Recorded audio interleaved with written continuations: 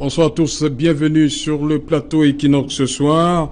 Le projet de loi de finances 2019 en examen à l'Assemblée nationale établi en recettes et en dépenses à 4 850,5 milliards de francs CFA avec une hausse de 161 milliards de francs CFA. Le gouvernement entend mobiliser dans plusieurs secteurs.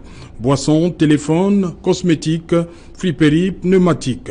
Le gouvernement modifie ainsi la pression fiscale sur les acteurs économiques. L'on est passé d'un taux de pression fiscale de 13,1% du produit intérieur brut en 2018 à 13,2% pour l'exercice budgétaire à venir. Alors même que le projet de loi n'est pas encore voté, encore moins promulgué, des voix s'élèvent pour condamner les hausses sur les produits de grande consommation, en particulier la bière véritable, ferment de l'unité nationale au Cameroun. Exercice budgétaire 2019, encore plus cher, la vie. Madame, Monsieur, c'est le fait du jour.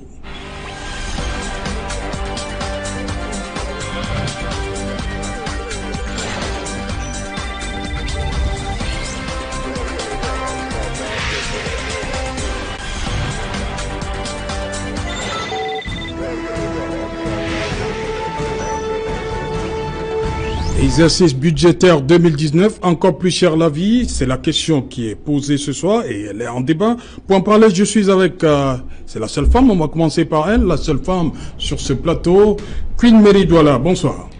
Bonsoir Serge. Bienvenue sur le plateau et qu'il en soit. Merci. Voilà, vous êtes secrétaire général d'une association, à nous Cameroun, c'est bien cela? Oui, tout à fait. C'est la société civile. Oui. C'est bien cela. Et vous êtes mère de beaucoup d'enfants. On ne va pas donner le nom. Vous êtes mère de beaucoup d'enfants. Oui. On va voir ce que ça aura comme impact sur vous en 2019. Vous allez nous dire. D'accord. Voilà, bienvenue sur le plateau. Sur ce plateau également, Thierry Nyopé, bonsoir. Bonsoir Serge Alain Retour, bonsoir également aux téléspectateurs de cette belle et prestigieuse émission. C'est un plaisir d'être là. Voilà, vous avez plusieurs casquettes, on ne va pas dérouler ici. Oui, vous pouvez nous aider? La plus importante, c'est celle de journaliste et directeur de publication. Donc, toujours au fait de l'actualité, ce qui veut dire que c'est un projet de loi qui nous concerne pour mieux chef. Et on a eu le temps d'en discourir sur d'autres plateaux. Et toujours est-il que ça soit avec beaucoup de plaisir qu'on en parlera une fois de plus. Voilà, juste à côté de vous, Jean-Claude Ndormo-Nanda, bonsoir. Bonsoir, Jean-Claude Ndormo-Tanda. Et Tanda, voilà, merci. Vous êtes président d'une plateforme développement durable, hein? Oui. Oui, je suis le président du Sabat, qui est une plateforme de développement durable pour la promotion et la croissance de la filière bois au Cameroun. La filière bois au Cameroun. Et vous êtes expert en bois. Expert bois, oui. Ok. Sur ce plateau également, Jean-Pierre Defoe. Bonsoir. Bonsoir Serge Alain, bonsoir aux téléspectateurs d'Equinox TV qui sont très nombreux au Cameroun et dans le monde. Je dis également bonsoir à mes copanélistes. Voilà. Je commence avec vous, Jean-Pierre Defoe. Ce taux de pression fiscale, on dit c'est la conséquence de ces négociations-là, on va dire, entre le secteur privé et l'État. On a vu, il y a quelques semaines, ici à Douala, du côté de JICAM, le ministre face au patron, on va le dire comme ça. Je ne sais pas. En tout cas, pour avoir suivi la déclaration du ministre au sorti de ces assises avec les patrons, il ne m'a pas semblé que la conséquence serait cette pression fiscale, parce que tout le monde sait ce qu'elle a comme impact désastreux sur le quotidien des Camerounais.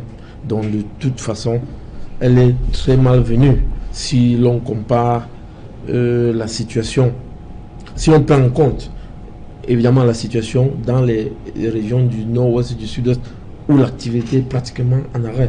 Voilà, donc je ne sais pas si c'est pour compenser le déficit d'activité qui sévit dans ces zones, ou alors, toujours est-il que, quel que soit le bout par lequel on prend, c'est une très très mauvaise décision, parce que les raisons qui nous amènent à négocier avec le Fonds monétaire international sont ailleurs. Je crois qu'on aura le temps d'en débattre. Oui. Thierry Nyopé, sur les 83 propositions sur la fiscalité intérieure, 47 ont reçu un avis favorable. Oui, c'est comme on voit que le secteur privé a eu à discuter longuement avec le gouvernement vous l'avez souligné tout à l'heure, toutes les réformes, toutes les propositions n'ont pas eu l'assentiment de ces chefs d'entreprise. Mais toujours est-il, cela nous démontre quand même que les uns et les autres en ont parlé. Moi, je crois que ce n'est pas là le véritable problème. Le véritable problème réside certainement ailleurs.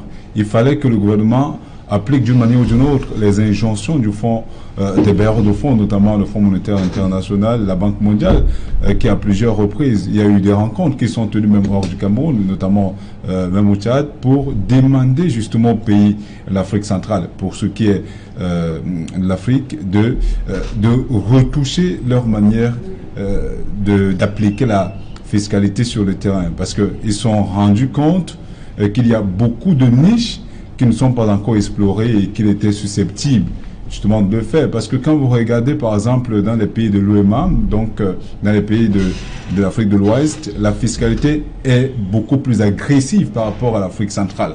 Donc c'est la raison pour laquelle ces bailleurs de fonds ont proposé justement aux pays de l'Afrique centrale de revoir quelque peu à la hausse leurs prétentions. Et c'est ce qui a été fait. Donc les chefs d'entreprise ont quelque peu essayé de revoir un certain nombre de choses pourquoi pas, parce que c'est également ça le but, parce que quand on gère une entreprise, on le fait pour amasser suffisamment de bénéfices, pourquoi pas redistribuer à travers les employés, mais davantage amasser des bénéfices. Il se trouve malheureusement que il y a une grosse inadéquation.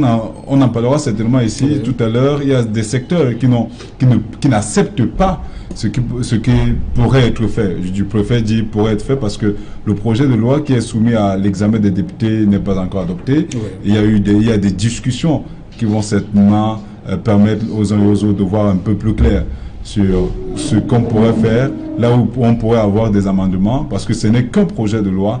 Je vous rappelle, il peut subir des amendements, comme il peut être voté en la forme. Voilà. Jean-Claude Dormeau, vous de la filière bois, vous êtes inquiet, vous êtes sollicité, il y a une pression de votre part, de votre côté là-bas? Cette mesure d'ailleurs nous intéresse parce que quand je regarde par exemple les mesures qu'on a prises contre l'importation de la... En fait, pour augmenter les taxes sur la brocante, c'est favorable aux artisans. Pourquoi? Parce que quand vous voyez aujourd'hui... Ça vous touche, hein? Bien sûr, ça nous touche. Et d'une manière positive, ça c'est intéressant pour vous. Et parce que, d'ailleurs, nous avons, vous vous rappelez, lors des dernières élections présidentielles, nous avons établi un plaidoyer qu'on a envoyé aux 9 candidats pour proposer des mesures fortes pour booster la filière bois au Cameroun. Parce que vous savez, le Cameroun, c'est la deuxième, en fait, c'est l'une des réserves les plus importantes du monde en matière de forêt. Et notre bois est à peine exploité. Notre bois va pratiquement à l'export. Et l'artisanat du bois est un secteur qui peut régorger beaucoup d'argent si et seulement si les mesures fortes comme c'est que le gouvernement est en train de prendre pour limiter l'exportation de certains meubles vraiment viennent à point et nous permet de travailler plus librement. Ok. Queen Mary, il y a un autre secteur qui va faire grincer les dents, c'est le secteur de la friperie. Pour les Camerounais qui ont pris l'habitude de se ravitailler de ce côté-là, ça va forcément, ça aura un impact. Bien Serge, déjà je voudrais vous remercier de m'avoir donné la parole ce soir et remercier vos nombreux téléspectateurs. Parlant de la vie chère, je vais embrayer sur ce point parce que la vie chère c'est un phénomène d'ordre politique, d'ordre économique plutôt, et qui est caractérisé par la hausse des prix des produits. Et elle touche tous les secteurs, que ce soit le secteur de la friperie, le secteur des bois, ainsi de suite. Mais la vie chère vient à travers les conflits, les guerres et les problèmes financiers. Nous avons par exemple le problème de la région du sud-ouest et du nord-ouest, qui est déjà une guerre. Nous avons des conflits autour des partis politiques, autour de la vie civile. Nous avons un problème financier parce que nous sommes sur ajustement structurel, nous sommes sur plan d'urgence, ainsi de suite. Ce qui m'amène à dire que dans un problèmes comme la vie chère, l'État doit prendre des mesures drastiques pour voir comment les produits sont vendus sur le marché. Parce que il n'y a pas une réglementation fiable et faisable sur le terrain par rapport au prix des produits qui sont vendus. Et lorsqu'on fait une pression fiscale sur les sociétés, ça a un coût sur la société civile, ça a un coût sur le panier de la ménagère, ça a un coût sur tout le monde. Et il faudrait qu'on comprenne que ce sont les politiques qui mettent en place l'économie d'un pays, qui mettent en place tout ce qui va dans la société. Et ceci étant, je ne sortirai pas d'ici sans émettre des propositions, Oui, justement. oui, pour rehausser Voilà. la vie des Camerounais. Ok, c'est pas encore le moment. On va faire ça à la fin. Jean-Pierre Lefrault, Oui. vous avez parlé tout à l'heure du diktat, du FM. Oui. Donc ce n'est que logique que Non. l'État... Vous dites non? Non, moi, j'ai dit que le FMI est dans son rôle. Voilà. Et qu'est-ce que doit faire l'État? Non, l'État doit éviter que le FMI, l'État doit éviter de recourir au FMI. Oui. C'est pour ça que moi, je préfère parler du point sur lequel on trébuche au lieu du point de chute. Oui. Parce que si on veut épiloguer sur le FMI est dans son rôle. Et le FMI ne contribuera jamais à développer un pays. Il faut qu'on le sache. Les feux sont déjà là. Non, je suis d'accord. Non, Hein? monsieur Otto. Le problème du Cameroun, c'est pour ça que je vous ai dit, le problème est ailleurs. Oui. Quand mon frère, mon compagnonniste Jean-Claude Tombeau. parle de booster la filière bois, ça, ce sont des mesures politiques qui doivent s'inscrire dans un cadre de gouvernance bien précise. Quand vous avez le problème du Cameroun, il faut que j'en revienne au problème, c'est la programmation de la dépense publique, monsieur Otto. On va prendre des mesures d'austérité tant qu'on ne s'attaque pas à ce point. La corruption, la mauvaise allocation des ressources. On en sera là à mettre la pression sur les entrepreneurs et sur les opérateurs économiques. Dans un pays où vous êtes en train de construire un barrage, celui de Nachtigal, au kilowatt 6 fois plus cher que celui du barrage de la Renaissance en Éthiopie. Quand vous avez dans un pays où vous êtes en train de faire le deuxième pont sur le Vori, pratiquement 3 fois plus cher qu'un pont 3 fois plus long au Mali, dans le même standard. C'est-à-dire que le pont de l'amitié sino-malienne sur le Djoliba a coûté en études et réalisations 37 milliards de francs CFA. Un pont de 2,24 km. Nous avons un pont de 850 mètres qui nous coûte 119 milliards. Est-ce que c'est ça qui fait en sorte que la vie est chère? Mais attendez, madame, laissez-moi expliquer. Je suis allé vous dire. Parce qu'on a conçu un pont. Bien sûr, madame, s'il vous plaît, madame. Si l'État, attendez, madame, je vous explique. Non, ne mettez pas tout sur l'État. On a une thématique. On dit que encore plus cher que la vie. Bien sûr. Encore plus cher que la vie. Je vous explique pourquoi la vie est plus chère. Quand vous avez un bien, madame, quand vous avez un bien qui coûte 50 francs, vous le arrangez à l'acheter à 500 francs, à 250 francs, la vie va coûter cher parce que... Qu'est-ce que vous proposez donc? Parce que le tout, ce n'est pas de dire que l'État a fait ceci, l'État a fait cela. Vous proposez, parce que vous pensez que l'État a dit que l'État a proposé, monsieur. Si vous avez la décence de m'écouter, vous aurez compris. Allez-y, Jean-Pierre. Je vais. Monsieur Otto, je suis en train de dire que, parce que quand Mme Kouine fait, c'est comme si elle vient d'arriver au Cameroun. Quand nous avons atteint le point d'achèvement de l'initiative PPTE, le service de la dette a pratiquement été remis à zéro. Il faut comprendre pourquoi en 12 ans, on atteint encore un service de la dette qui nous coûte 30% du PIB. Madame, c'est ça le mécanisme qu'il faut comprendre. Quand dans un pays, vous avez des problèmes de kits d'hémodialyse, en même temps que la commission de bienvenue multiculturalisme demande 700 millions pour acheter des véhicules. Vous comprenez? En même temps, ce sont les 700 millions. mais bien sûr, madame, ce sont ces multiples niches qui font que l'État prenne de l'argent pour le dépenser dans le secteur où... C'est un phénomène économique. Mais bien sûr, je suis d'accord, mais ce sont pas des décisions. Madame, ça va et il ira aux décisions politiques. Quand vous prenez les ressources, quand l'État collecte ses ressources, elle les redistribue mal. Elle les planifie mal. Et qu'est-ce Vous que comprenez? comment faire je vous faire des propositions à l'État? C'est le plus important. Parce qu'on passe le temps à débattre. Mais bien sûr,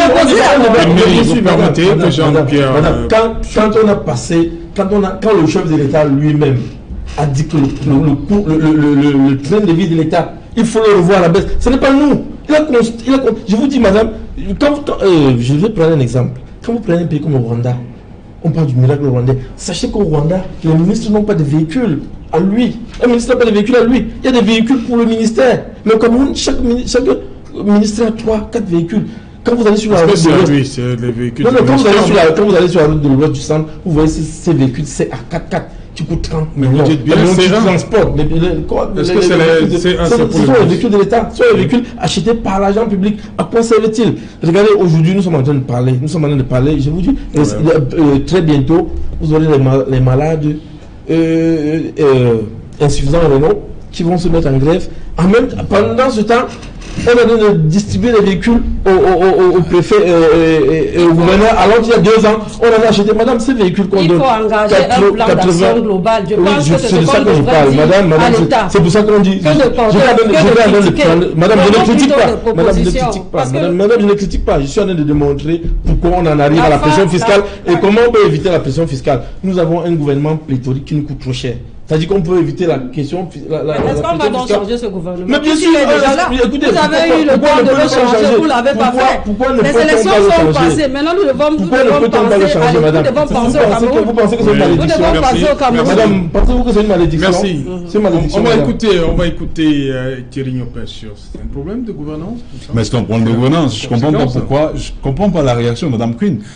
Il est clair que le Cameroun est arrivé à ce niveau simplement à cause d'un problème de gouvernance. On ne peut pas comprendre, il l'a souligné tout à l'heure, au moment où on a besoin de ressources pour réinjecter dans l'économie, on se retrouve à dépenser de l'argent pour offrir une fois de plus des véhicules à la préfectorale, alors qu'un an plus tôt, ces mêmes préfets, ces mêmes gouverneurs venaient de recevoir des voitures au même calibre. De quand on estimait qu'en un an, ces voitures ont subi l'érosion et tout ce que l'on peut imaginer, mais tout le monde sait quand même que quand un véhicule est en panne, on l'envoie simplement au garage et on le refait. Alors, qu'est-ce qu'ils font? Parfois, ils le font exprès. C'est-à-dire, ils le font exprès, ils les mettent généralement à la vente aux enchères à des villes prix rachetés par ces mêmes personnes, justement pour permettre à l'État de continuer à dépenser de l'argent que l'État n'a pas. Conséquence, on est permanemment endetté. C'est la raison pour laquelle le FMI vous dit, mais attends, on ne peut pas continuer à vous donner de l'argent alors que vous avez suffisamment de l'argent. Développez davantage, élargissez l'assiette fiscale. Et c'est l'une de ces directives, justement, qui a semblé intéresser le gouvernement. C'est la raison pour laquelle vous avez vu qu'il y a des secteurs qui n'étaient pas taxés jusque-là, qui ont malheureusement été taxés. Vous vous rendrez compte qu'il y a, par exemple, la pneumatique, la friperie qui n'est pas du ressort de ces ministres, je vous rappelle, pour ceux qui les côtoient, qui ne s'habillent pas au Cameroun.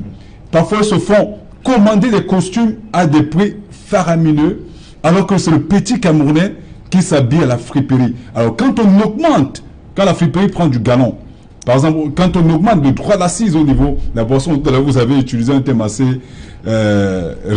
risible pour certains, mais assez poignant quand même.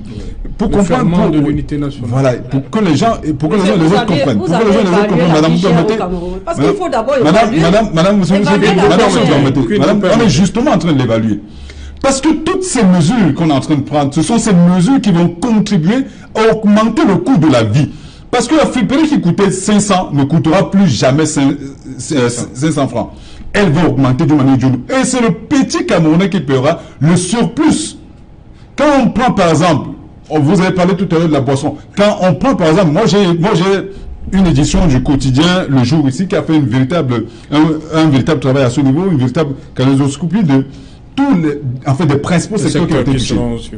Quand vous regardez par exemple la cigarette qui est passée de 3600 tiges, de 3600 francs pour 1000 tiges à 5000 francs pour 1000 tiges, alors que les 3600 étaient déjà contestés par les opérateurs de ce secteur. Il est clair qu'à partir de là, eux-mêmes le disent. Vous savez que beaucoup de personnes qui exercent dans ce ou qui savent comment ça fonctionne dans ce milieu savent que au Nigeria, on importe les mêmes produits et le Naira a été dévalué il y a près d'un an à hauteur de 25%. Ce qui veut dire que là-bas, la douane est pratiquement cadeau. Donc, les opérateurs économiques préfèrent importer sur le Nigeria en sachant que les frontières camerounaises sont extrêmement poreuses, en sachant que le suivi des marchandises au niveau du ministère du Commerce n'existe pas parce qu'il n'y a pas une véritable brigade sur le terrain pour traquer les produits de la contrebande. Alors ces gens passent par le Nigeria et profitent de la porosité de nos frontières pour introduire ces mêmes produits. Je vous rappelle comme contenait par exemple, parce que c'est un article, c'est un journal que je publie demain, c'est la grande une du journal, c'est la grande une de mon journal qui paraît de confidentiel. Les importateurs de cigarettes sur le grill, c'est le principal titre. Oui. Alors, et dedans, je démontre effectivement au terme de l'enquête que quand on importe, par exemple, un conteneur de cigarettes de 1000 cartons, en passant par la douane, en payant les taxes confondues, le droit d'assise spécifique qui a été augmenté, en payant tous les frais de douane, on se retrouve pour un seul conteneur avec une valeur supérieure.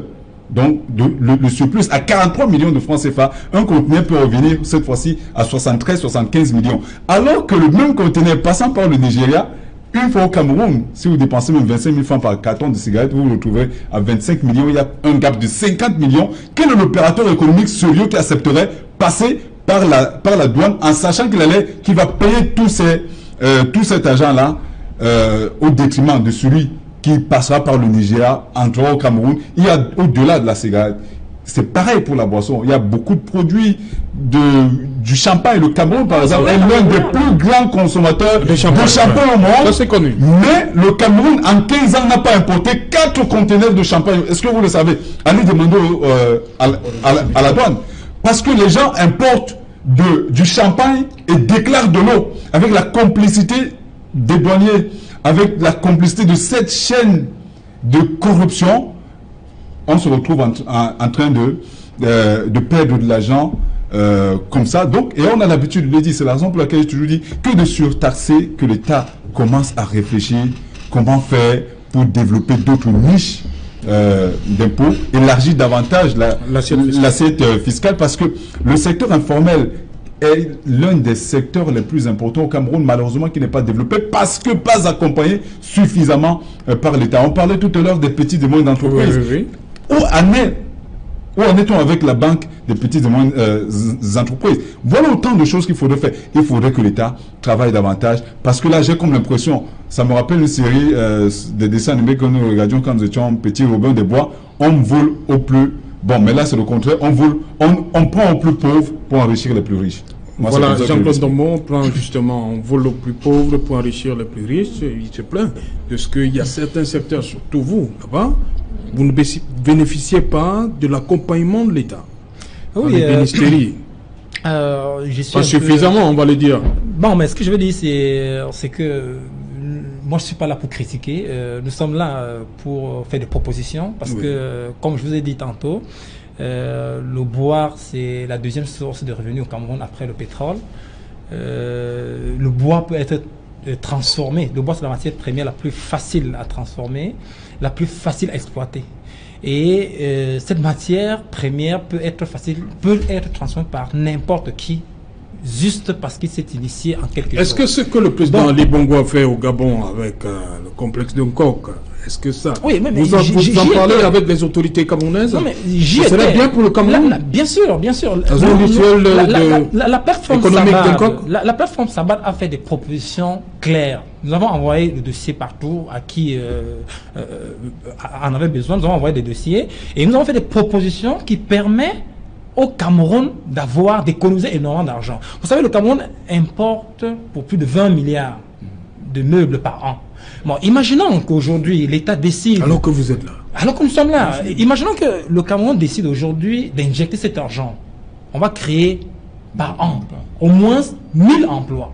C'est-à-dire que si on décide aujourd'hui qu'on n'importe plus les meubles, ou bien on restreint, parce qu'on ne peut pas dire qu'on ne doit pas importer le meuble du jour au lendemain, mais il faut déjà restreindre, il faut interdire certains meubles. On peut décider qu'aujourd'hui, on n'importe plus peut-être des bureaux, des portes, bon, certaines choses. Mais si on interdit cette catégorie de meubles, moi je pense que ça va booster la croissance locale et ça pourra apporter de l'argent dans l'assiette de nos finances. Mais aujourd'hui, ce n'est pas le cas. Même les meubles d'occasion sont importants au Cameroun, et pourtant nous sommes un pays producteur de bois. Donc ce qui n'est pas normal. Nous pensons que le problème du développement du Cameroun ne se trouve pas forcément dans l'importation. Il faut des mesures politiques qui permettent à des filières comme l'artisanat, comme la transformation, de développer, de permettre à chaque Camerounais de transformer dans son petit coin quelque chose qui peut d'abord satisfaire le marché local, parce que le marché local est très grand. C'est-à-dire que si nous parvenons à satisfaire le marché local, on aura de devises, et à partir de là, on pourra même exporter et avoir autant de devises que ce qu'on pourrait espérer. Juste pour ajouter quelque chose, un peu à son moulin, mais surtout, quand vous faites le tour de tous les ministères, tous les bureaux utilisés par ces ministres sont des bureaux importés. Tous les lambeaux utilisés dans les bureaux de ces ministres ne sont pas nécessairement du bois local. Il y a du liège qu'on retrouve dans ces bureaux. Le liège, tout le monde sait que ce n'est pas du vrai bois. Alors qu'on a, et on l'a dit, on a les meilleures essences. On ne parlera pas du bibinga, on ne parlera pas de la zobé et le reste. On a des meilleures essences qui pourraient faire de très beaux bureaux. Donc si l'État commençait déjà par consommer camerounais, je crois que cela pas seulement des bureaux durables, parce que les bureaux qu'on importe, c'est un aggloméré. C'est beau et c'est durable. C'est même pas beau. En fait, vous ne pouvez pas comparer quelque chose, le nylon, quelque chose qu'on a moulé et déposé à un morceau de bois. Oui, mais les meubles fabriqués localement seront durables et plus beaux. Et on va davantage accompagner ces artisans à travers la formation, à travers le transfert de technologie. On peut acheter des machines pour les mettre à niveau. On peut le faire. Mais ce gouvernement, on a comme l'impression qu'on n'a pas véritablement l'ambition de faire changer les choses. Ok, puis une mairie, en décidant de surtaxer la friperie, c'est peut-être une façon d'encourager l'industrie textile locale, non? Oh, je voudrais dire quelque chose. Le Cameroun est un pays en voie de développement. Oui. Nous sommes encore très sous-développés. Oui, quand je parle même en voie de développement, c'est donner trop de zèle au Cameroun. Nous sommes un jeune État et nous avons besoin de mettre la main dans la pâte. On est jeune à quel âge? Je peux dire 52 ans. 58 ans. 58 ans, ok. 58 ans. Nous sommes encore jeunes. Nous avons beaucoup de choses à faire, nous avons beaucoup de choses à proposer. Il n'est pas seulement de dire, l'État a fait ceci, l'État a fait cela, mais qu'est-ce que nous-mêmes nous proposons à l'État? Nous avons l'impression que l'État ne nous écoute pas. Oui, moi-même je sais que l'État n'écoute pas, mais continuons à proposer. Par rapport à la friperie, si on a augmenté la taxe au niveau de la friperie, moi je pense que c'est une bonne chose. Oui. Parce que ça va amener les Camerounais qui ont par exemple fait la formation de IH, de développer leur couture. Parce qu'il y a des couturières au quartier qui n'arrivent pas à vendre ou bien à coudre leurs vêtements, les stylistes. Ça va développer le côté des stylistes, ça va développer le côté des couturières. Même une petite couturière au quartier pourra être en mesure de confectionner un habit et de le vendre. Moi, je pense que cette tasse n'est pas mauvaise. C'est pour qu'on consomme local. Il faut que les Camerounais apprennent à consommer camerounais. Il ne faut pas toujours dire qu'on doit porter un habit. Ça, c'est valable pour la friperie. Vous avez suivi pour le bois tout à l'heure? Oui, même pour le bois. Laissez-moi aller au bout de ma fin. Vous avez eu le temps. Vous avez eu le temps. Allez-y. Alors, je reviens aussi à dire que la vie chère est un phénomène d'ordre économique. Et l'économie, dans un pays comme le nôtre, comme nous sommes un État jacobin, est faite par l'exécutif. Et on sait comment l'exécutif de ce pays fonctionne. Mais cela ne nous empêche pas de continuer à faire des propositions. Moi, je proposerais plutôt ceci, que on arrête d'abord la crise anglophone. Parce que c'est la crise anglophone qui a fait en sorte que le panier de la ménagère a doublé. Il est encore plus cher, le panier de la ménagère. 2, il faut qu'on règle les conflits au Cameroun. Nous avons des conflits politiques, nous avons des conflits sociaux. 2, il faut qu'on réduise le train de vie de l'État. Parce que les problèmes financiers sont au Cameroun depuis plus de 30 ans aujourd'hui que nous vivons. Les ajustements structurels, les plans d'urgence, ainsi de suite. Tout cela, déjà, l'État doit réduire son train de vie. C'est un problème problématique de la gouvernance. L'État doit regarder la formation des Camerounais. Parce que si les Camerounais ne sont pas bien formés, il n'y aura pas de PME qui seront développées. Nous avons besoin de booster l'entrepreneuriat au Cameroun pour que l'économie aussi se rehausse. Et si l'État, il faut aussi comprendre que l'État est endetté, c'est pour cela qu'il crée des taxes de part et d'autre. Mais moi je dis non. Il ne faudrait pas qu'on crée des taxes n'importe comment parce qu'on veut renforcer la caisse de l'État. Une façon d'asphyxier le contribuable. De façon d'asphyxier le contribuable, parce que nous avons le contribuable mollusque, nous avons le contribuable escargot, et nous avons aussi le contribuable qui ne contribue rien, qui se cache derrière les partis politiques, le parti au pouvoir, pour ne pas payer les taxes normalement. C'est ce qui se passe? Ah ben, je ne sais pas. Il faut demander à ceux qui sont derrière les partis politiques, qui ne veulent pas payer les taxes. C'est pour cela que le petit Camerounais n'arrive pas à se mouvoir, n'arrive pas à manger. Vous pouvez imaginer que je pars au marché, je suis une mère de plusieurs enfants, j'achète 5 tomates à 500. Pourquoi? Avant la crise anglophone, je n'achetais pas 5 tomates à 500. Mais il faut qu'on finisse d'abord avec la crise anglophone. La vie va reprendre son cours. Ça, parce que c'est ça le véritable problème. Tant que ce problème n'est pas résolu, nous les mères, au Cameroun, on ne peut pas faire 3 repas. Le premier repas, c'est quoi? C'est le petit déjeuner, le déjeuner, le souper. Est-ce qu'un Camerounais normal qui gagne 36 000 francs de salaire est à mesure de nourrir une famille de 5 enfants, comme ma famille? Moi, j'en ai 5. Est-ce que je peux nourrir mes enfants avec 36 000 francs? Est-ce que je suis à mesure? Nous sommes obligés de manger des bourratifs. C'est pour cela que nous avons des poids désordonnés ici dehors. Parce que le Camerounais ne mange plus bien. Depuis le problème de la crise anglophone, ça fait 2 ans. Il faut que cette crise soit résolue pour que le cours de la vie et de l'économie revienne en place. Jean-Pierre Défaut, à côté du FMI, qu'une mairie met la crise anglophone. Non, je suis d'accord que sur ce point-là, elle nous a rejoint parce que si elle nous avait laissé à le développer depuis le début, elle aurait compris qu'à la réalité, le constat est évident, le constat d'une telle évidence que moi je dis qu'il faut faire des propositions. Mon problème, ce n'est pas de critiquer l'État. Nous tous, nous connaissons les erreurs de cet État. Mais l'État n'est pas un meuble. L'État, ce sont des humains. Ce sont des humains qui nous dirigent. Ils ont besoin des petits coups de fouet pour qu'ils comprennent aussi que non, ils doivent comprendre sa population, sa petite population. Merci. Voilà. Jean-Pierre Défaut, allez-y donc Jean-Pierre. Je suis en train de dire que vous allez constater que l'augmentation des droits d'accise, notamment sur la friperie, ne va pas booster le secteur textile. Bien sûr. Pourquoi? Parce que cela n'entre pas dans une vision politique. Voilà. Je vais vous prendre un exemple. Ça n'a pas été pensé comme ça. Ça n'a pas été pensé comme ça. Si, ça ne va pas développer la filière bois. D'accord, nous sommes en train de le dire. L'État va penser. L'État va donc penser comme vous êtes en train de faire une proposition. Ce n'est pas la première fois qu'on propose, madame. C'est pour ça que dans votre intervention liminaire, j'ai eu l'impression que vous venez d'arriver au Cameroun. C'est pour ça que vos interventions m'ont surpris. Je vous prends un exemple simple. En 1983, au Burkina Faso, le jeune Sankara vient d'arriver au pouvoir. Je crois que c'est 1983 ou 1984. Face à la surproduction de coton, qu'est-ce qu'il propose? Il propose à son gouvernement, vous allez, comme vous avez une conférence de ministre chaque mercredi à la télé, chaque membre du gouvernement, pour passer à la télé, doit aborder le boubou local. Je peux vous dire, en 7 mois, ils ont non seulement résorbé la surproduction de coton, mais ils ont été obligés d'importer du coton au Mali pour confectionner les boubous qu'on a baptisés à l'époque Sankara arrive. Voilà comment on fait. Si aujourd'hui, les ministres qui, comme l'a dit mon copanéliste, vont s'habiller, commandent des costumes chez les grands couturiers italiens, français, espagnols, si au lieu de ça, ils s'habillent en sikam, comme vous et moi, c'est ça qui va booster, parce que les repères des jeunes et des petites populations, c'est qui? Ce sont les dirigeants. Aussi longtemps qu'ils hausseront leur train de vie, les gens penseront que c'est le standard.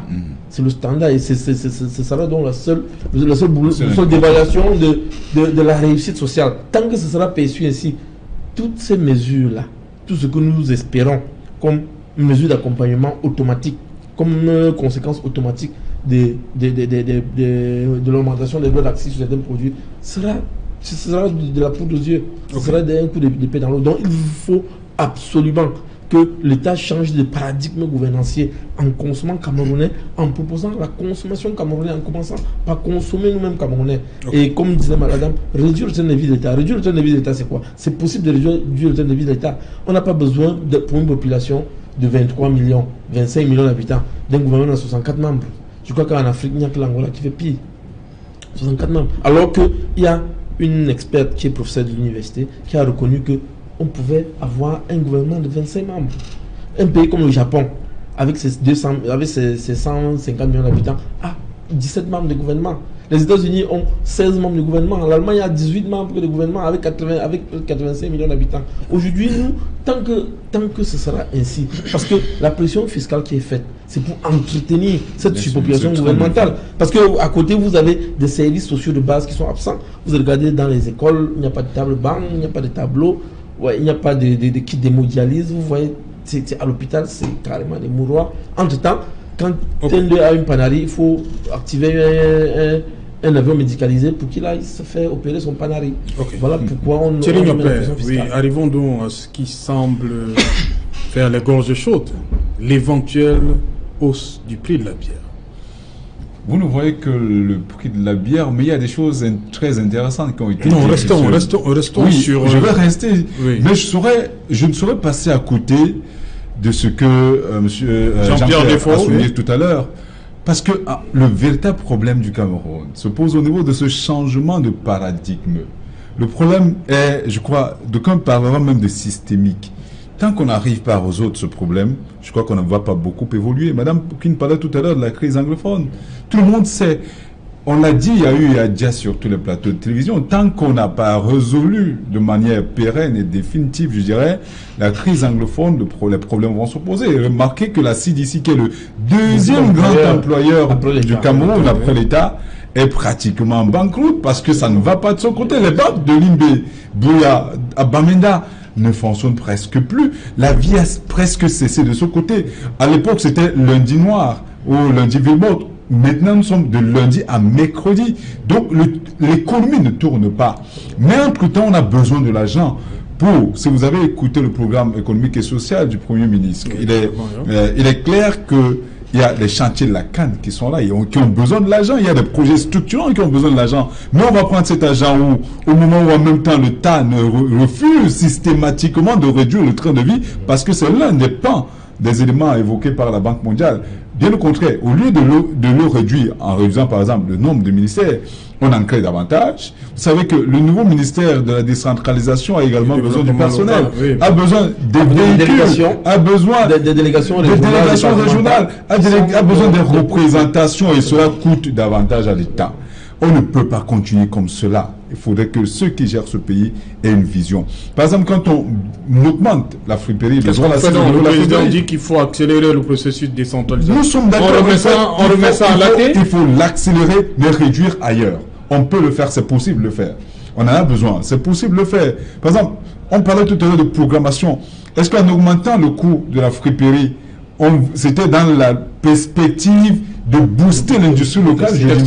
Maintenant, vous qui parliez de boissons, vous croyez qu'en augmentant le droit d'assise au niveau des boissons, c'est pour booster l'industrie locale? Je ne pense pas. C'est pour préserver la santé des Camerounais. Parce que les Camerounais ne réfléchissent pas. Lorsqu'ils boivent, oui, c'est aussi un moyen de préserver la santé. C'est l'un des éléments qui a avancé. Pour préserver la santé des Camerounais. Parce que plus les Camerounais boivent, plus ils ne réfléchissent pas. Parce que nous avons qu'une mairie. Nous sommes la parole de ceux qui n'ont point de voix. Je vous rappelle que les Camerounais vous diront, Madame Queen, augmenter ça même de 1000 francs de plus, ils vont continuer à boire. Mais ça veut donc dire que la vie n'est pas chère. Si vous prenez ce raisonnement, monsieur, ça veut dire que les Camerounais ont l'argent pour s'offrir des boissons. C'est pour vous dire que, à un moment donné, vous savez, le principe de la drogue ou de tous les stupéfiants vient de ce que, quand on a un problème, on croit noyer ses soucis. Madame, rendez-vous compte que ceux qui sont des alcooliques sont en principe ceux qui ont des gros problèmes chez eux parce qu'ils se disent, en buvant, ils croient éviter et fuir ces problèmes-là. Voilà, c'est comme ça que ça fonctionne malheureusement. Mais alors qu'en fait, ce n'est pas ce qui se passe. Ce n'est pas ce qui devrait se passer. Par exemple, nous ne fumons pas, nous ne buvons pas, mais ça n'empêche pas que nous voyons ce qui se passe.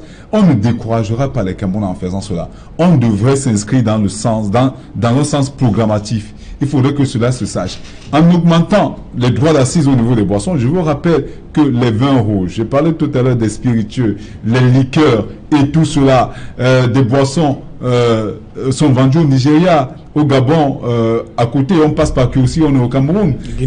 En Guinée équatoriale, je veux parler de la Guinée équatoriale, on est au Cameroun. Au Nigeria voisin, on est au Cameroun. quand vous prenez, je parlais tout à l'heure de la cigarette, où j'ai mené une enquête, ça se vend au Nigeria, et les droits de douane sont extrêmement faibles, et les frontières du Cameroun sont poreuses, ça va se retrouver. Donc, en surtaxant ces produits-là, cosmétiques, bière, en fait, boissons en général, laissons même la friperie, cigarettes, on court le risque de voir ces importateurs qui paient même les petites taxes se retrouver dans des pays voisins où ils vont importer de son côté, profitant de la corruption assez exacerbée dans nos différents ministères, notamment au niveau de la douane, se retrouveront au Cameroun et vendront sans rien payer à l'État parce que l'État n'a même pas le pouvoir de les attaquer sur le terrain à travers une brigade anti-contrebande. Voilà le problème. Okay. C'est pour ça que je disais tout à l'heure, trop d'impôts risque de tuer l'impôt. Voilà, Jean-Claude Dormo, augmentation des droits d'assises sur les boissons, comme a dit Thierry Gnopin, une façon de décourager les Camerounais? Oui, moi je pense que c'est une belle idée parce que déjà, vous savez, moi j'ai souvent dit la bière endort les Camerounais parce qu'il suffit d'offrir une bière à un Camerounais et il va passer une journée avec vous sans travailler. Alors les Camerounais sont habitués à cela et j'estime qu'en augmentant les droits, les Camerounais vont aller au travail et leur plat certainement va s'augmenter. Je vous rappelle que la bière est passée de 200 francs à 600 francs et les Camerounais sont passés de 150 000 à 500 000 à 600 000 il y a 2 ans. Donc, l'effet coût n'a pas eu. Non, mais les gens ne voient plus de la même manière. La fixation des prix au bas. Elle peut favorable aux consommateurs, c'est clair.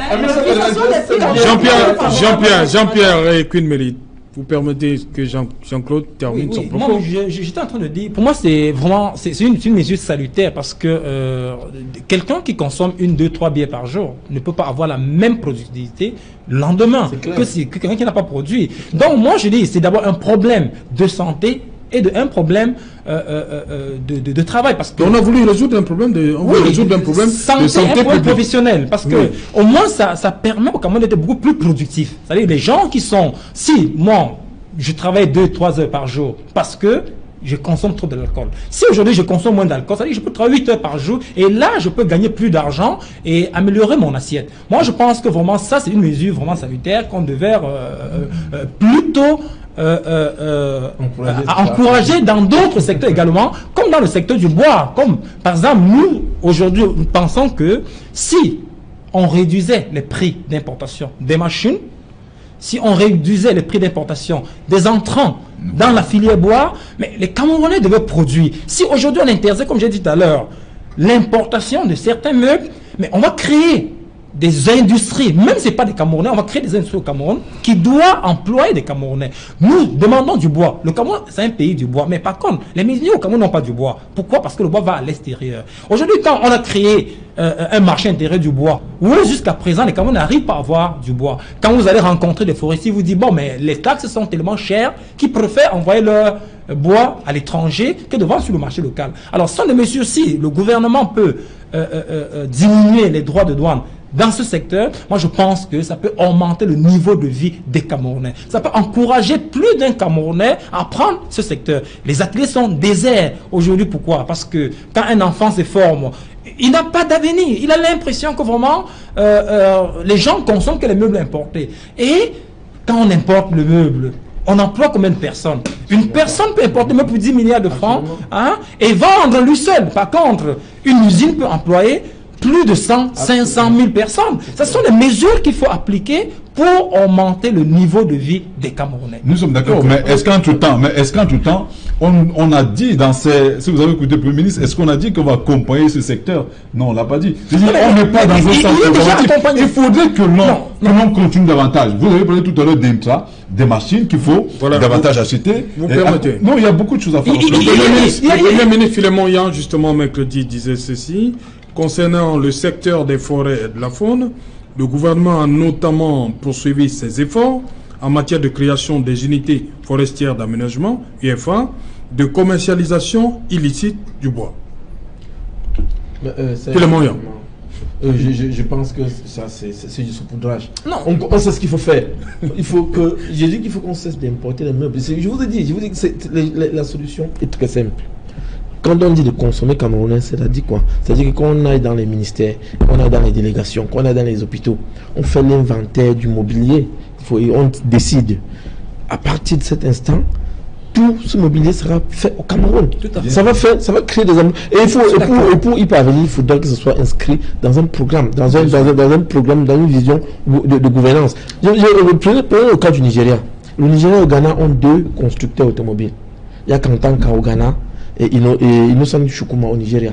Qu'est-ce qu'ils ont fait? Non seulement ils ont revu à la hausse les droits de douane sur les importations des véhicules neufs importés, mais on a obligé, toutes les ambulances au Nigeria sont fournies par Innocent Chukuma.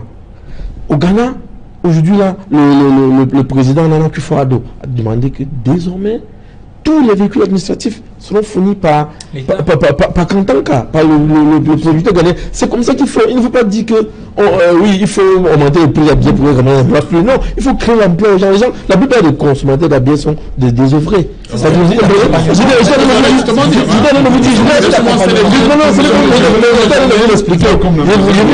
Je vous dire que la statistique malheureusement s'inscrit en faux contre l'idée que vous trouvez lumineuse, parce que je dis en 95 avant la dévaluation, la bière coûtait 190 francs. Aujourd'hui la bière à 600. Et à l'époque on était à 200 millions de litres l'an. Aujourd'hui, la bière coûte 600 francs. Il y a 2 ans, nous étions à 500 millions d'hectolitres. Donc vous comprenez que le facteur coût n'a pas déplacé le consommateur. C'est comme s'il y avait 4 billets par jour. Non, je ne connais pas. Oui, qu'une mairie sur cette situation, c'est une mesure salutaire pour la bière. Augmenter la bière. Une éventuelle.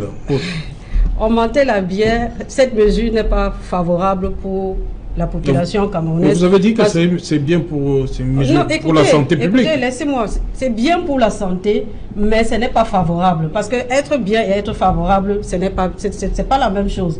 Le problème fiscal au Cameroun est un problème de manque. Je ne sais pas. Ceux qui sont au Parlement, ils ne comprennent pas les problèmes des Camerounais. Ils sont tout juste là pour voter les lois qu'ils ne lisent pas, qu'ils ne maîtrisent pas. C'est que ceux-mêmes qui sont au Parlement ne connaissent pas les problèmes. Ce ne sont pas les gens du terrain. Ils ne connaissent pas les problèmes des Camerounais, ce ne sont pas les gens du terrain. Pour mettre les mesures en place, il faut déjà connaître son environnement. Si tu ne connais pas ton environnement, tu ne pourras jamais faire quelque chose qui ne viendra pas être critiqué par tous les Camerounais. Cette pression fiscale qui sera mise en place n'est pas en faveur du contribuable mollusque. Il est en faveur de ceux qui se couchent chez eux, qui ne travaillent pas. Parce que moi, en tant que Camerounaise qui mange à la sueur de son front, c'est inadmissible qu'on augmente les taxes sur la bière, sur les téléphones. Pourquoi ces secteurs? Il y a l'immobilier qu'on pouvait toucher, il y a des secteurs qui sont favorables pour augmenter les taxes. L'impôt sur le revenu, par exemple. Vous comprenez? Et je continue à dire ceci, que les parlementaires doivent faire leur travail. Parce que tu ne deviens pas député au hasard, tu deviens député parce que tu as touché du doigt le problème de ceux qui t'ont voté. Tu ne peux pas être au Parlement. Tu ne peux pas être au Parlement et accepter certaines lois. Mais madame, vous ne pouvez pas se faire arraquer. Écoutez, il faut que... C'est eux qui prennent des mesures, et s'ils prennent des mesures, ils vont les attaquer, des mesures. C'est pour ça que j'ai l'impression que en faveur de leur population. Parce qu'un État, c'est quoi? Pour qu'un pays devienne un État, il faut un gouvernement, il faut la population, il faut le territoire. Nous avons des territoires, nous avons des régions qui ne sont pas favorables, qui ne sont pas habitables. Nous avons un gouvernement qui ne prête pas l'oreille. Parce que nous, les managers, on nous dit souvent qu'il faut utiliser la méthode d'oreille. Il faut écouter son interlocuteur. Il faut écouter parce que la solution vient de nous-mêmes. Quand tu écoutes ta population, les chers gouvernants, si vous écoutez vos populations, je pense que le Cameroun va redorer ses lettres de noblesse. Parce que nous sommes là actuellement. Moi, je ne suis pas à mesure de faire 3 repas à mes enfants. Si vous augmentez cette pression fiscale, même la maman qui est là-bas au village, elle ne sera pas à mesure de s'offrir 3 repas, ou même 2. Parce que pour manger au Cameroun, un repas, il faut au moins 5 000 francs quand tu manges du bourratif. Alors, je vous en prie, ne nous amenez pas à sortir dans la rue parce que nous ne pouvons pas manger. Nous sommes un État de droit et l'État doit protéger sa population. Madame Quinta, mais cela a augmenté, Madame Queen, mais en même temps, le volume de la ménagère n'a pas pris du galon. Les salaires vont pas augmenter. Il faut avoir un revenu normal. Un revenu normal. Un ménage, s'il n'a pas un revenu permanent, c'est ce qu'on nous apprend en économie. C'est ce que nous décrions, justement. S'il n'a pas un revenu permanent, le ménage ne peut pas fonctionner. Même le mari va partir, même la femme va partir. Et il y a ce problème de chômage que je voudrais évoquer. Les Camerounais n'ont pas d'emploi. Et ceux même qui sont qualifiés, ils travaillent dans des entreprises où on te paye un ingénieur, on te paye 150 000. Comment est-ce que tu vas pouvoir manger? Il faut que l'État essaye de voir ces sociétés fictives-là, qui emploient des Camerounais avec des bagages intellectuels et leur donnent des salaires qui ne ressemblent à rien, les salaires dérisoires. Vous comprenez donc la pression fiscale,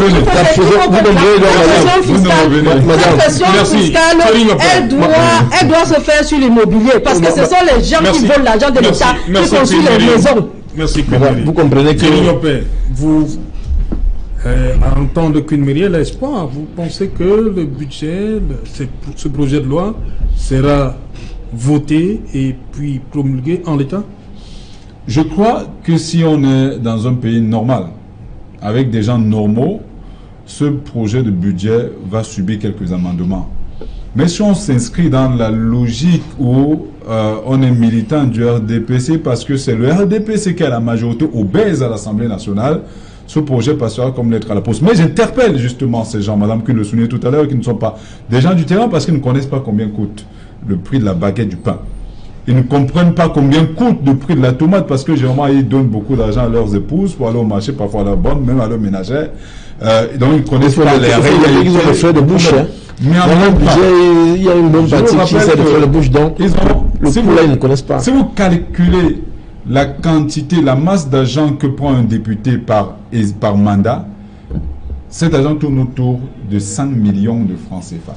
100 millions de francs CFA parce que justement ils ont les micro-projets, 8 millions, qui ne réalisent presque jamais parce qu'ils ne rendent compte à personne, alors que en principe, il y a des structures qui devaient, l'Assemblée même, notamment devrait travailler là-dessus.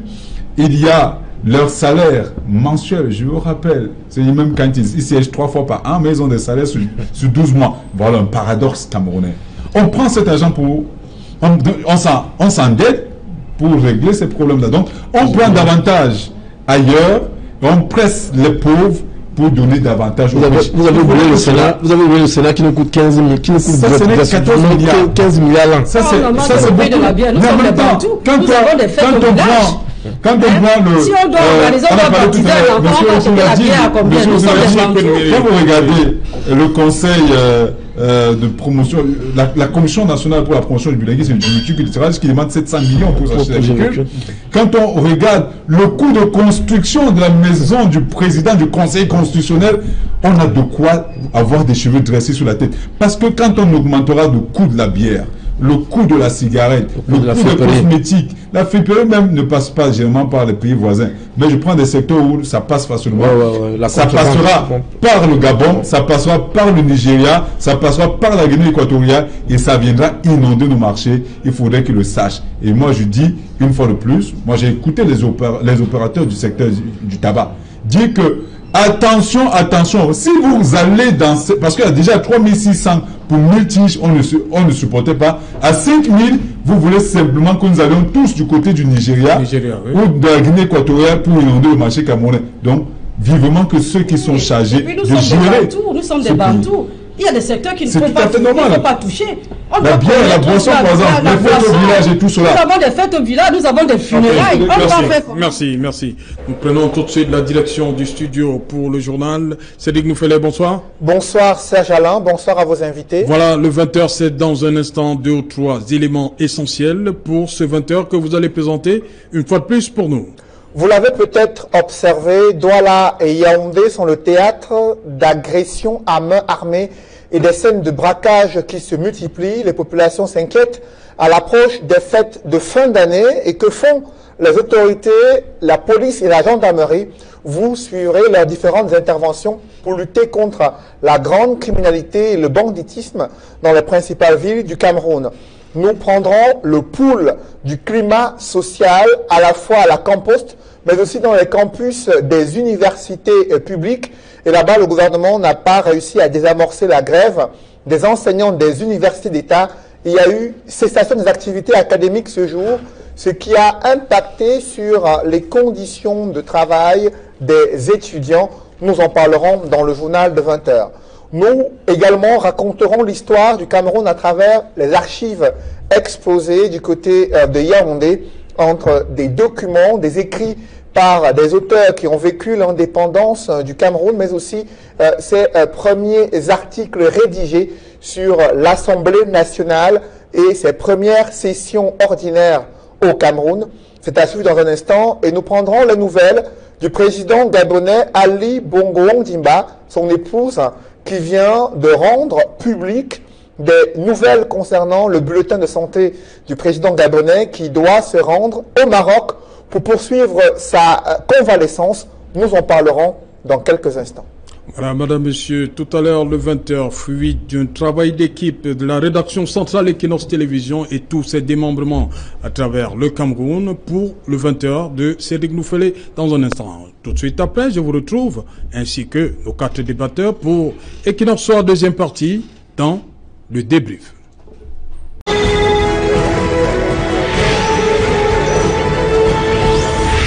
Equinox Soir, deuxième partie, nous sommes dans le cadre du débrief, toujours en compagnie de Jean-Claude Dormeau, Thierry Niopé, Queen Mary Douala et Jean-Pierre Desfaux. Je commence avec vous, Sylvia Bongo Ondimba, qui brise ainsi l'omerta autour de l'état de santé d'Ali Bongo Ondimba. Est-ce que elle est dans son rôle pour une affaire d'État? On sait que le gouvernement gabonais a un porte-parole, qui est le ministre de la Communication, Jean-Bertrand Mapangou. On sait que la présidence de la République du Gabon a un porte-parole, qui est Aïk Ngoni, qui avait fait une première sortie. Est-ce que Sylvia Bongo Ondimba est dans son rôle là de donner l'état de santé du président de la République au peuple gabonais?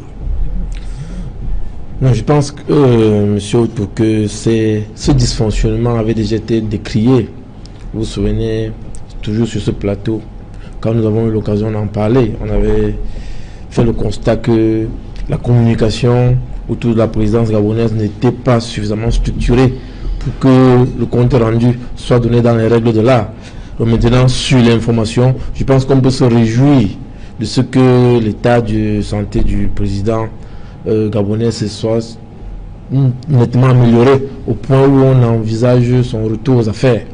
Oui, je crois que c'est le plus important, mais il faut que, comme je l'ai souvent dit, que ça serve de leçon, c'est-à-dire que des situations comme celle-ci doivent inspirer beaucoup d'autres États, notamment sur la communication, sur l'état de santé du sur l'état de santé non seulement du président de la République, mais de tous ceux qui ont un mandat électif, de ceux qui dirigent, parce que il faut qu'on sache, il faut que je le redise, ce sont les mandataires du peuple.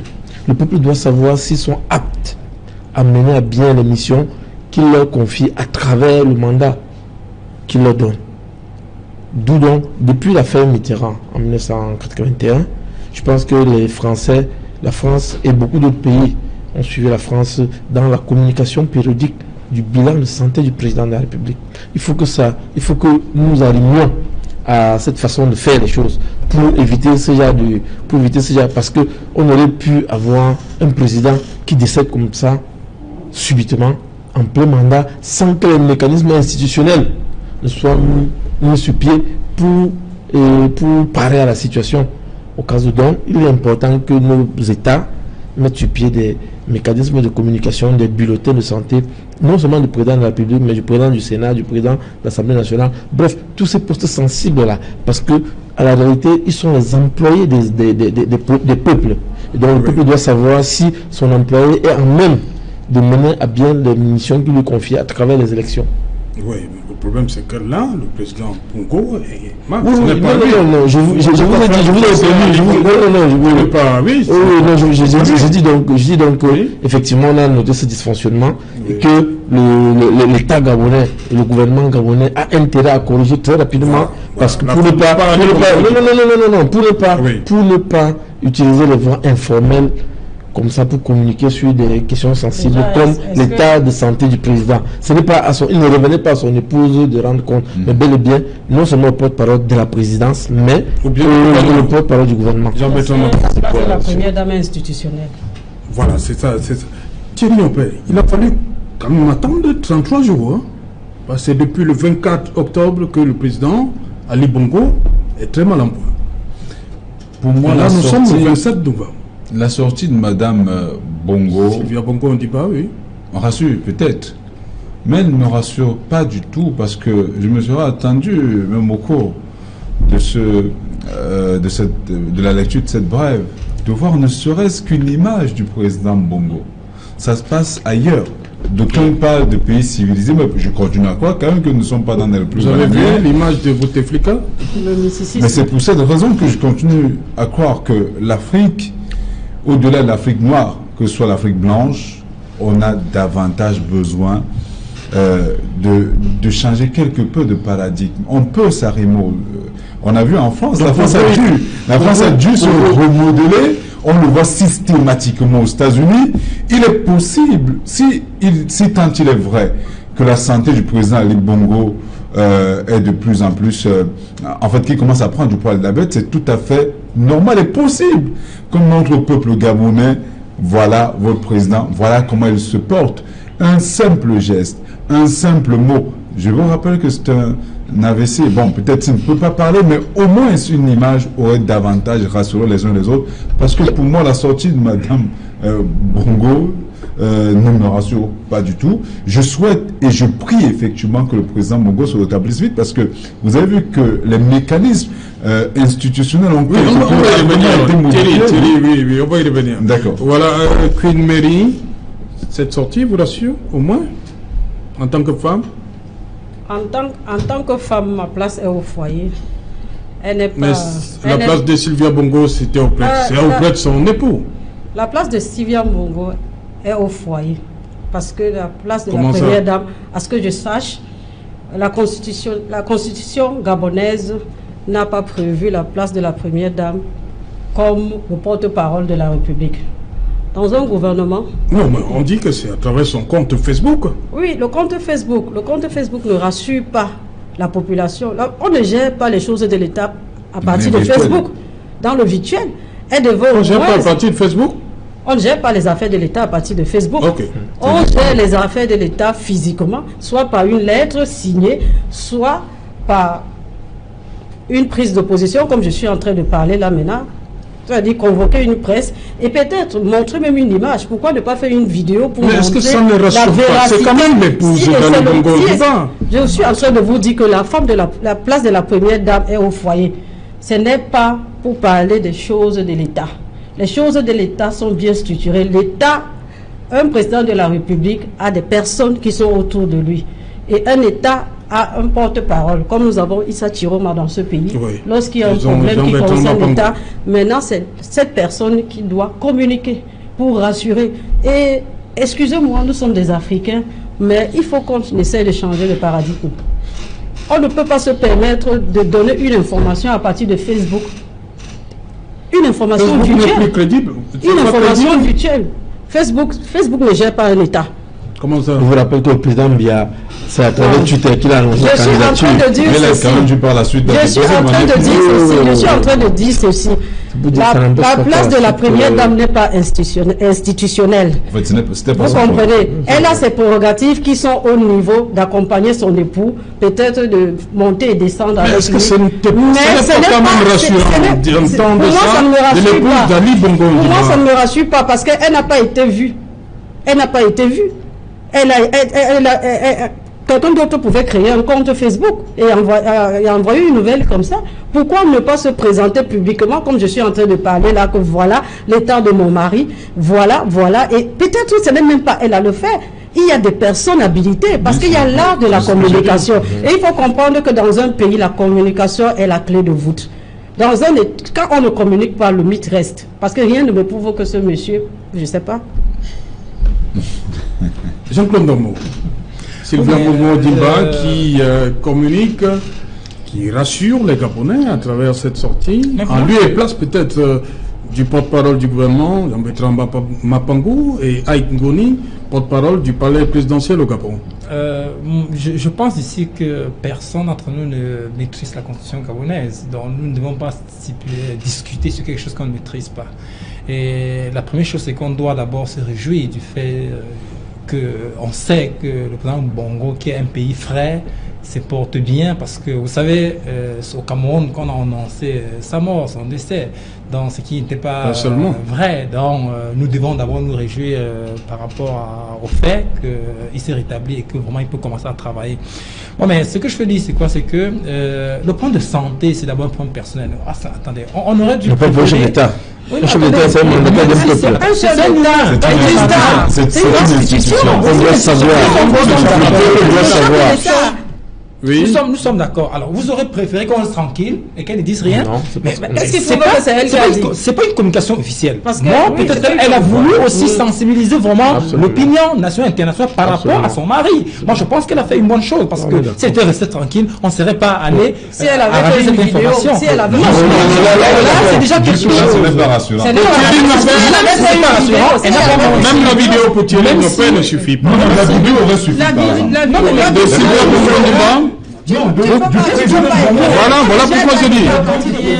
Voilà pourquoi je dis que même la vidéo de Sylvia pour Thierry Nopé n'aurait pas suffi. Pour Thierry Nopé, il faut voir Ali Bongo au débat. Non, pour moi, je pense que c'est une bonne chose. On doit se réjouir. On doit communiquer. On doit respecter la population. Je vous ai dit qu'un État, c'est le gouvernement, c'est la population et un territoire. Tu ne peux pas aller dans le virtuel pour parler à un État. Mais c'est pas elle qui est habilitée à parler elle n'est même pas dans le réel. Elle n'est pas habilitée à parler dans le réel. Mais je pense que officielle. Je pense que on ne peut pas la condamner pour avoir donné une information. Non, on la condamne pas. On la condamne pas. On estime que ce n'est pas suffisant. Il faut que cette dame comprenne que son mari, certes, mais c'est un mandataire. C'est une institution. Il n'est pas une personne normale comme toi et moi. Alors, la communication autour d'un président de la République doit être cadrée et bien. Elle n'aurait pas dû communiquer. Elle n'aurait pas dû communiquer. Je pense qu'elle aurait dû. Non. Oui,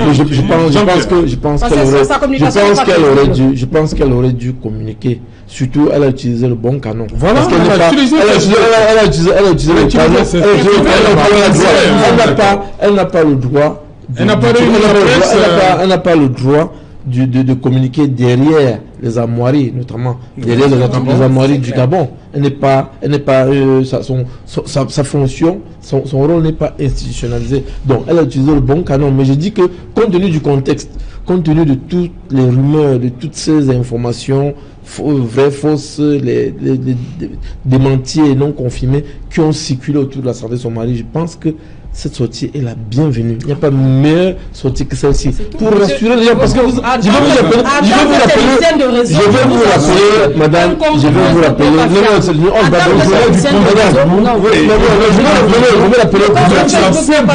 en tant que technicien de réseau, effectivement, je n'accepte pas ça. Ce n'est pas pour autant parce que cela rassure.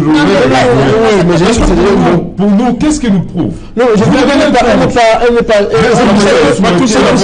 Une seule personne.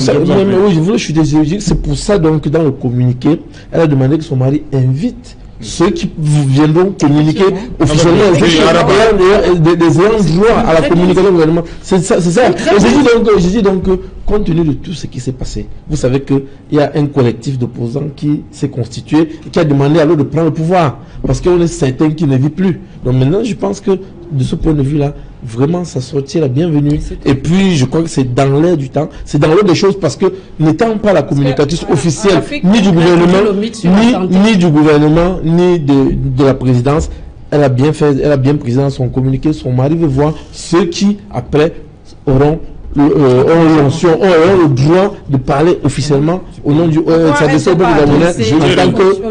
Je continue à croire, et je vais souligner, la sortie de Madame Bongo, en mon sens, ne rassure pas les Gabonais. C'est une sortie à saluer, on l'a dit, mais on aurait souhaité. Parce que rien ne nous rassure que les c'est qu'on l'a appelé auprès de lui, vont rentrer justement, à ce niveau, mais rien ne nous rassure que les rumeurs sont fondées ou pas. La preuve, vous avez vu ce collectif qui s'active de ce côté. Et il faut justement quelque chose de suffisamment fort pour amener ceux-là à commencer à croire que lui, si vous avez suivi le communiqué dans son entièreté, il est en train de sortir de sa convalescence. Si vous avez suivi sur le communiqué dans son entièreté, elle dit que son mari invite les membres du gouvernement.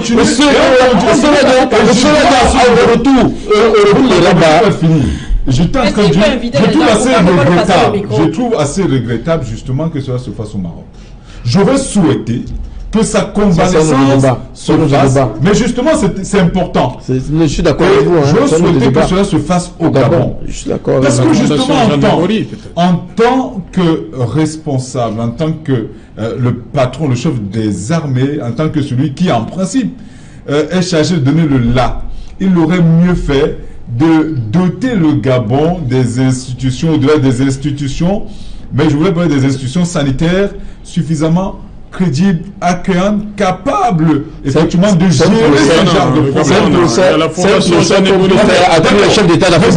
Mais dans ce cas, pourquoi le Maroc? Pourquoi pas le Gabon dans ce cas? Pourquoi il y a la fondation il y a l'hôpital militaire. Ça veut dire que cela ne suffit toujours pas à accueillir le président Bongo. Ça veut dire justement que justement qu'on accueille le président. Le Maroc est un pays africain. C'est pour ça que je suppose que c'est de débat. Les mêmes infrastructures. Nous sommes là pour le peuple. C'est pour ça que c'est le débat. Le Gabonais lambda se soignera où? C'est le débat. Il va continuer à guérir, il va répondre à ça. Il va comprendre qu'il aurait justement que l'affaire de Gabon, moi je l'ai toujours dit, le Gabon parle au Cameroun. On a vu quand le président du Sénat est tombé, en fait, entre guillemets, a eu quelques soucis avec quelques soucis de santé, il a été obligé de se rendre en France. On a même dû lui permettre de voter. Mais depuis lors, il n'est plus jamais revenu. Le président de la République a prêté serment. Il n'était pas là, c'est le premier vice-président qui l'a fait. Quel est son état de santé? S'est-il rétabli? Est-il convalescent? On ne sait. C'est pour ça que j'ai dit qu'il faut communiquer autour des bulletins de santé et de surtout la lourde charge de porter des destinées de nous différents. Et puis comme tu as dit tout à l'heure, il faut qu'on mette sur pied des institutions sanitaires qui puissent prendre en charge nos dirigeants ici, comme en Afrique du Sud, comme au Maroc, comme en Tunisie. Ça, je suis d'accord avec toi, Thierry. Vous continuez de dire que les réseaux sociaux ne sont pas fiables. En tant que technicien de réseau, les réseaux sociaux ne sont pas fiables. Vous croyez qu'à ce stade-ci, on peut s'amuser? Oui, on peut toujours s'amuser. On peut toujours s'amuser. Envoie l'information. On peut toujours s'amuser. On peut créer des profils. On peut utiliser un numéro qui n'est pas enregistré. Non, attendez. On peut faire plusieurs choses. Oui, vous permettez, Jean-Pierre, vous permettez qu'une mairie d'aller jusqu'au bout de ça. Je peux prendre le numéro de téléphone, par exemple, de Thierry Niobet. Je m'enregistre au nom de Thierry Niobet sans qu'il ne sache.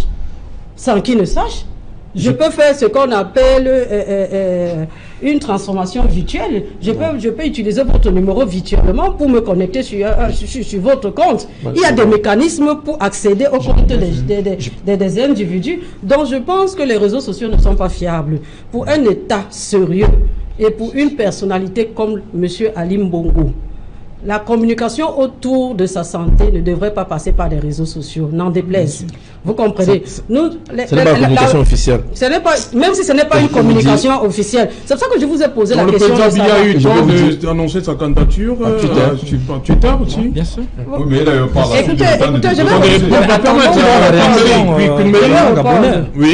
je vais répondre.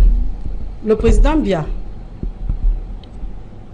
je vais me taire par rapport à sa déclaration parce que nous connaissons tous ici au Cameroun que quand tu parles, on vient t'arrêter le lendemain.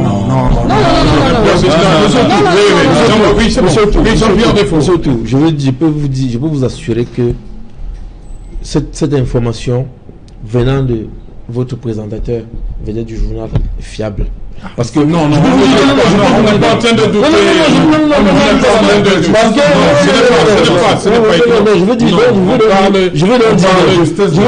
On parle de la sortie de Sylvia Bongo. Non, je dis qu'elle est pour le moment, moi je l'ai déjà dit, elle est pour le moment la seule qui entre et voit son mari, qui entre et sort auprès de son mari, qui mieux qu'elle à ce moment. Et puis je dis qu'elle a respecté tous les canons communicationnels, parce que n'étant pas la communicatrice attitrée ni du gouvernement ni de la présidence gabonaise, ce n'est que par cette voie qu'elle pouvait l'annoncer. Elle a donné tous les éléments qui donnent quand même de la fiabilité à cela. Elle dit que son mari convoque tous ceux qui ont le droit de communiquer sur son état de santé.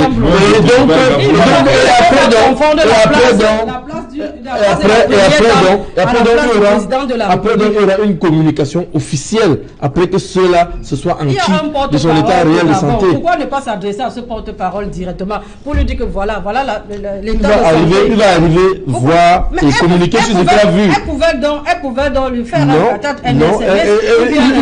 Il aurait été dubitatif comme vous. Mais bien sûr, c'est pour ça qu'on les convainc. C'est pour ça qu'on les convainc au Maroc. De dire que la communication officielle ne se passe pas par Facebook. Non, on est d'accord. Vous avez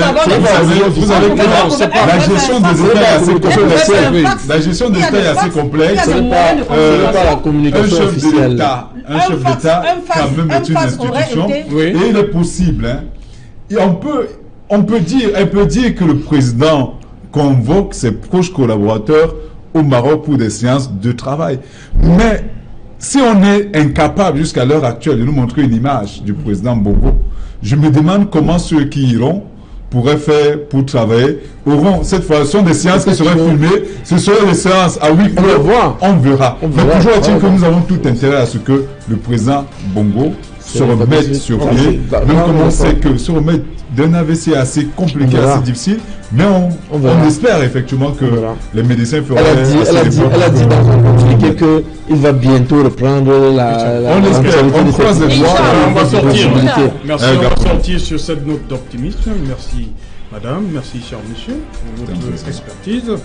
Madame, monsieur, c'est ici que prend fin Equinox ce soir, diffusion 23h GMT. Il sera minuit. Bangan, Bangouda, je m'enlève tout comme ça.